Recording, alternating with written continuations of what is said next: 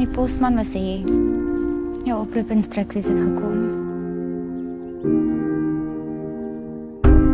Die Almi-ding sit nie gemaklik met enigeen van ons nie. Maar as hy ten minste by die Kanaries kan inkom, dan sit net 'n paar tree terug in steede van reguit hel toe. Nasionale diensplig is 'n voorreg. Die voorreg en plig van elke jong burger om sy land gedurende 'n tyd van nood te verdedig. Die hele wat hier sit, is ons uitverkorenes.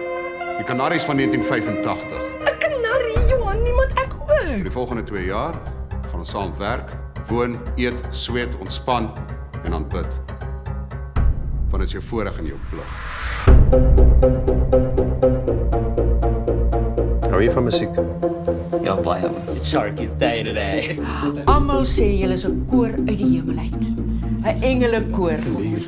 Trots. Die pad het julle moffies. Okay, ek gesien. En, jy meisie?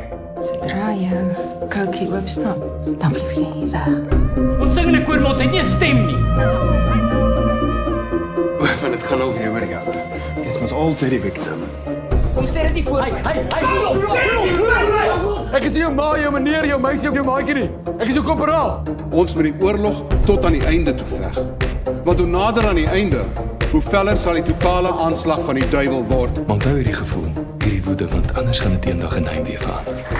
Ek weet nie wat jy volgende gaan wil sê nie, maar ek wil dit nie hoor nie. Wat het ek aan jou gedoen? Ek was fyn voor jy in my lewe ingekom het. Ek weet nie meer wie en wat ek is nie.